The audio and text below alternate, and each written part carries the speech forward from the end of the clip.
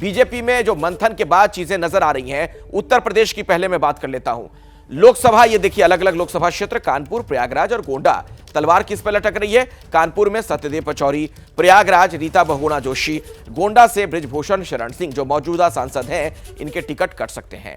इसके अलावा पीलीभीत से वरुण गांधी का नाम कट सकता है। सुल्तानपुर से उनकी माता मेनका गांधी जी, उनका नाम कट सकता है। बदायूं से संघमित्रा मौर्य का भी नाम इस बार लिस्ट में नजर नहीं आ सकता है।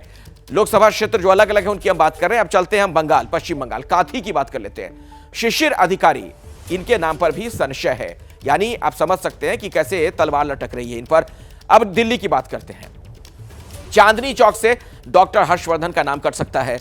पश्चिमी दिल्ली से हंसराज हंस का नाम कट सकता है। इनके बारे में यह भी कहा जा रहा है कि शायद इन्हें पंजाब भेजा जाए।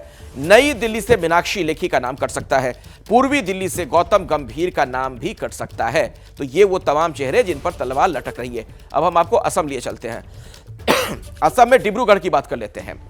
रामेश्वर तेली, इनके नाम पर भी संशय के बादल मंडरा रहे हैं, यानी ये मुमकिन है कि इनका नाम इस लिस्ट में ना हो, इनका नाम इस लोकसभा क्षेत्र से उम्मीदवार के तौर पर नजर ना आए।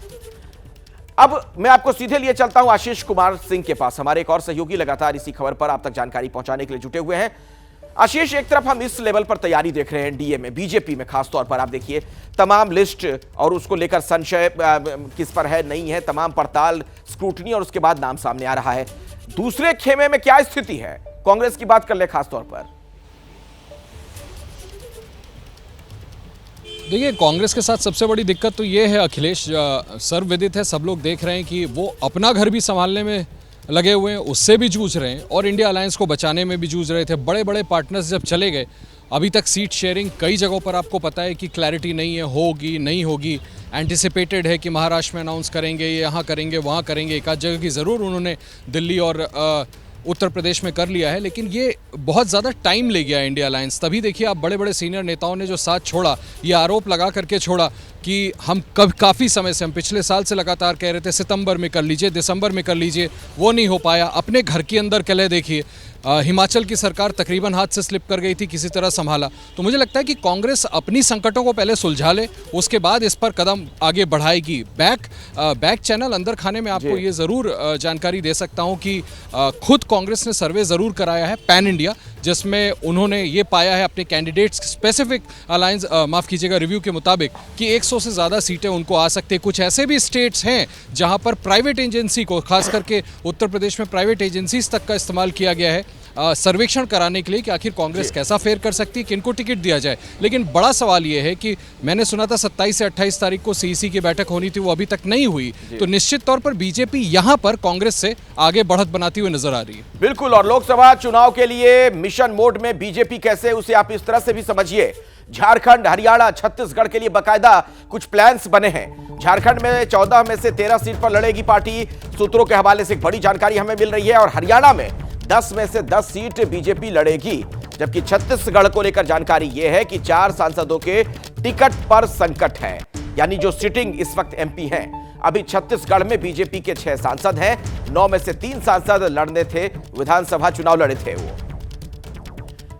ये समीकरण क्या है, ये जो प्लानिंग है, इसके बारे में विस्तार से आपको बताएंगे मेरे सहयोगी नीरज पांडे हमारे साथ लगातार जुड़े हुए हैं। नीरज, देखिए अखिलेश, हर राज्य की अपनी अलग सिचुएशन है, हर राज्य की अपनी अलग समीकरण है। आप हरियाणा की बात करें तो हरियाणा में जिस तरह से सीटों का समीकरण है, उनके साथ जेजेपी गठबंधन में है और जेजेपी वहाँ पे 3 सीटों की डिमांड कर रही है। भारतीय जनता पार्टी 3 सीटें देने के पक्ष में नहीं है, इसलिए वहाँ पे गठबंधन टूटता नजर आ रहा है। हो लोकसभा चुनाव दोनों ही पार्टियां आमने सामने लड़े, ऐसे में भाजपा 10 के 10 सीटों पर लड़ेगी।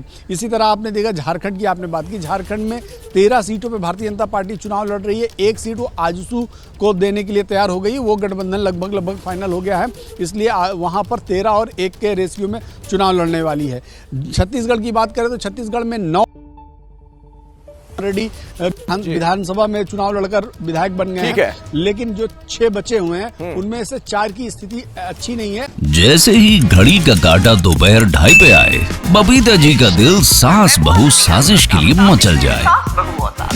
और ये है इनकी बहू पूरे दिन ऑफिस की टेंशन हो जाए गॉन जब ये करें अपना फेवरेट शो फ्री टाइम पे ऑन।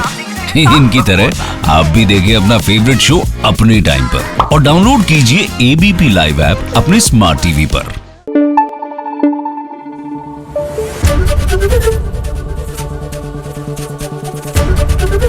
एबीपी न्यूज आपको रखे आगे।